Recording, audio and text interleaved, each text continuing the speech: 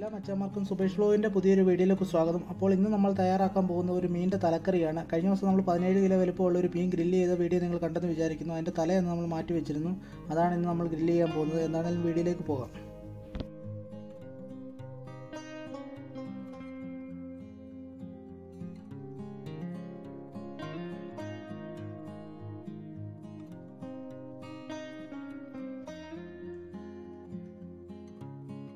ആദ്യമായിട്ട് നമ്മൾ ചെയ്യുന്നത് മല്ലിപ്പൊടി, മുളക് പൊടി എന്നിവ ഒരു ഫ്രൈ പാനിലോട്ട് ഇട്ട് നല്ലതായിട്ട് പച്ചമണം മാറുന്നിടം വരെ നല്ലതായിട്ട് മൂപ്പിച്ചെടുക്കുക.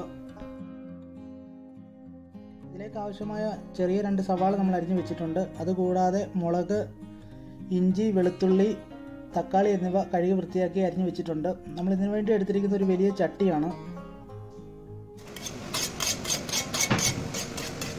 അങ്ങനെ മീൻ കട്ട് ചെയ്യുന്ന പരിപാടി നമ്മൾ തുറന്നുകൊണ്ടിരിക്കുകയാണ്.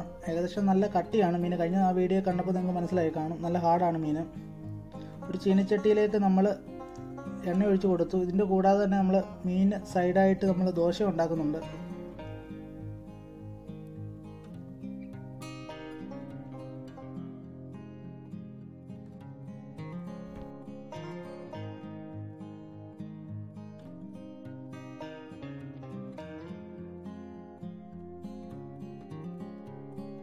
നല്ലതായിട്ട് തിളച്ച് വന്ന എണ്ണയിലേക്ക് നമ്മൾ കടുക് ഇട്ട് കൊടുത്തു. കൂടാതെ മീൻകറിക്ക് മെയിനായിട്ടുള്ള ഒരു ഇൻഗ്രീഡിയൻസ് ആയ ഉലുവയും ചേർത്ത് കൊടുക്കുന്നുണ്ട്. കൂടാതെ വറ്റൽമുളകും ആ എണ്ണയിൽ തന്നെ ഇട്ട് മൂപ്പിക്കുന്നുണ്ട്. കടുക് പൊട്ടി വന്ന എണ്ണയിലേക്ക് സവാള വഴറ്റ എടുത്തുണ്ട്. ഉപ്പും ചേർത്ത് നല്ലതായിട്ട് സവാള വഴറ്റി എടുക്കുകയാണ് ആദ്യമായിട്ട് ചെയ്യുന്നത്.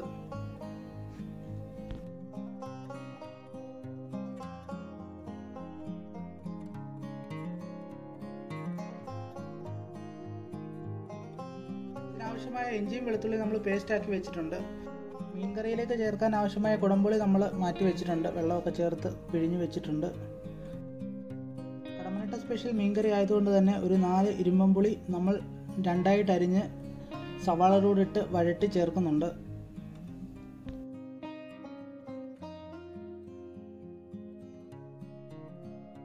നല്ലതായി വഴണ്ട് വന്ന സവാളയിലേക്ക് നമ്മൾ ഇഞ്ചിയുടെയും വെളുത്തുള്ളിയുടെയും പേസ്റ്റ് ചേർത്ത് കൊടുക്കുക. എന്നിട്ട് വീണ്ടും നല്ലതായിട്ട് വഴറ്റിയെടുക്കുക. കൂടാതെ പച്ചമുളകും തക്കാളിയും ചേർത്ത് കൊടുക്കുക. എന്നിട്ട് നല്ലതായിട്ട് വഴറ്റിയെടുക്കുക.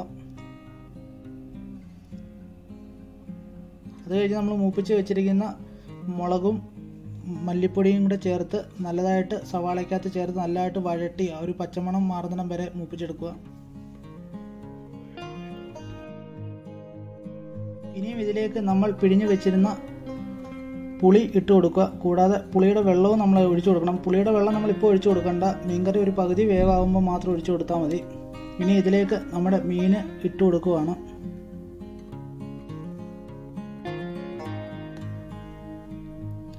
എന്നിട്ട് മീൻ ഉടയാത്ത രീതിയിൽ നല്ലതായിട്ട് ഇളക്കി മസാലയെല്ലാം കൂടെ ചേർത്ത് നല്ലതായി യോജിപ്പിച്ച് കൊടുക്കുക. ഏകദേശം ഒരു 2 കപ്പ് വെള്ളവും നമ്മൾ ചേർത്ത് കൊടുക്കണം. ഈ സമയം നമ്മുടെ കാട ഫ്രൈ റെഡിയാകുന്നുണ്ട്.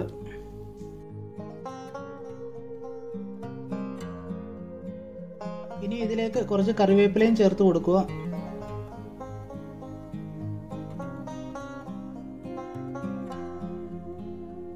വീണ്ടും കുറച്ചു നേരം ഏകദേശം ഒരു 10 മിനിറ്റത്തേക്ക് വീണ്ടും അടച്ചു വെച്ച് തിളപ്പിക്കുകയാണ് ചെയ്യുന്നത്.